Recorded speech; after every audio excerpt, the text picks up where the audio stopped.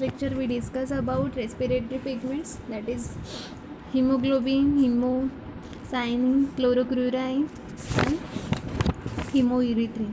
So here we are going to discuss about respiration. So what is respiration? Intake of oxygen and extract the carbon dioxide is nothing but the respiration. तर oxygen आतमध्ये घेणे आणि carbon dioxide बाहेर काढणे हे काय रेस्पिरेशनची process आहे. तर त्याचं आपण मेकॅनिझम बघणार आहोत. Mechanism of breathing. Many people purposes that the lungs draw in air, expel and enlarge the chest, but this is not true.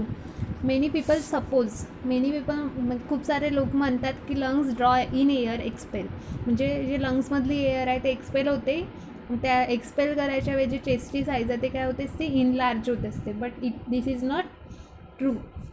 The lungs are spongy. Lungs हे स्पॉन्जी असते. एअर फिल सॅक्स, त्यामध्ये air भरलेली असते. Which do not have muscle tissue, त्याला muscle tissue राहत नाही. And can not expand or contract of their own accord, त्याच्या स्वतःच्या अकॉर्डिंग तो एक्सपांड पण होत नाही आणि कॉन्ट्रॅक्ट पण होत नाही. कोण? तर lungs. Breathing is accomplish through changes in the volume of air pressure of the thoracic cavity. जे ब्रीथिंग होत असते ते कशामुळे होत असते? Volume of air pressure of the thoracic cavity. तर रेस्पिरेशनचे दोन टाईप्स असतात, एक इन्स्पिरेशन करणे आणि दुसरे एक्सपायरेशन करणे. इन्स्पिरेशन म्हणजे इनटेक करणे आणि एक्सपायरेशन म्हणजे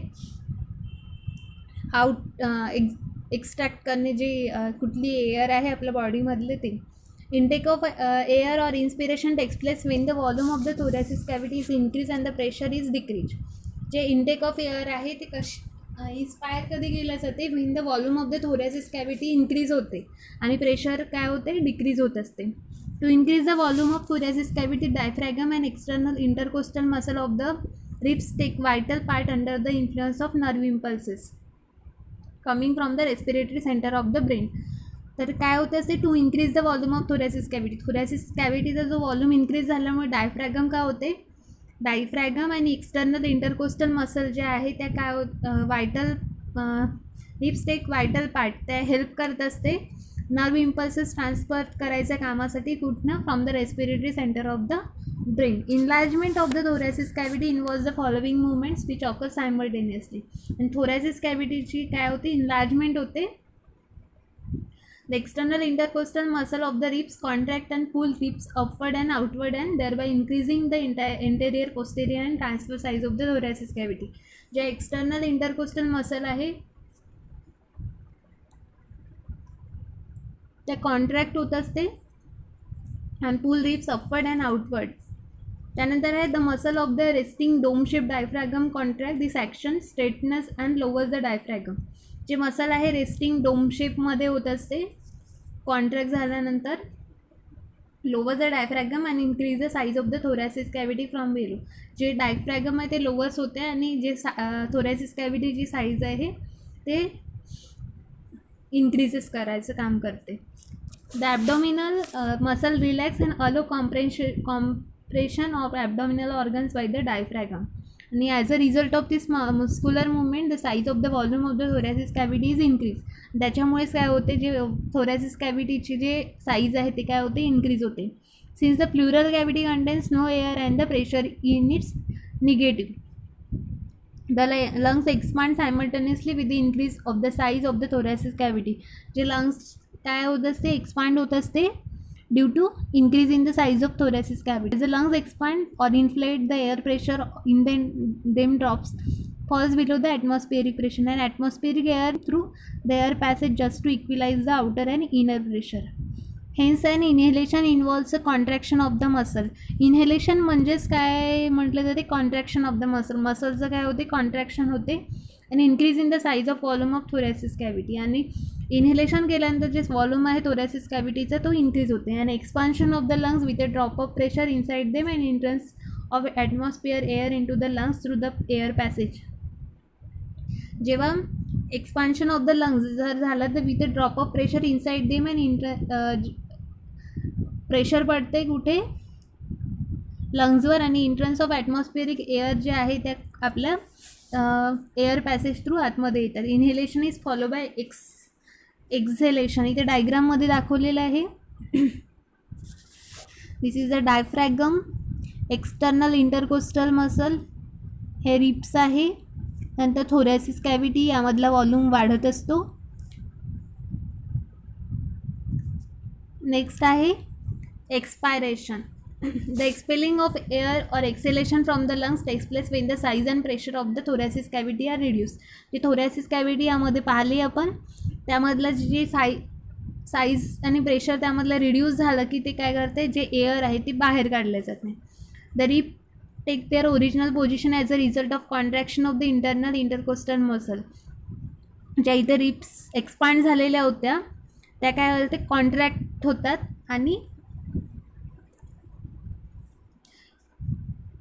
as a result of contraction ribs take their original position. Ribs काय करतात, ते ओरिजिनल पोझिशनवर येतात. The diaphragm relaxes and rises to resume its original position.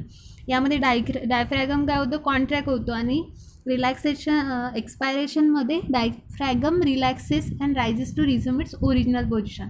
And the compressed abdominal organs push up against the diaphragm. As a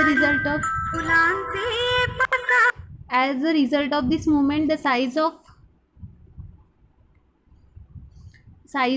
the thoracic cavity is reduced. As a result of this movement, the size of the thoracic cavity is reduced. As a result of this movement, the size of the thoracic cavity is reduced. जेव्हा डायफ्रॅगम relax होतो आणि reefs original पोझिशनवर येतात त्यावेळेस जे thoracic cavity आहे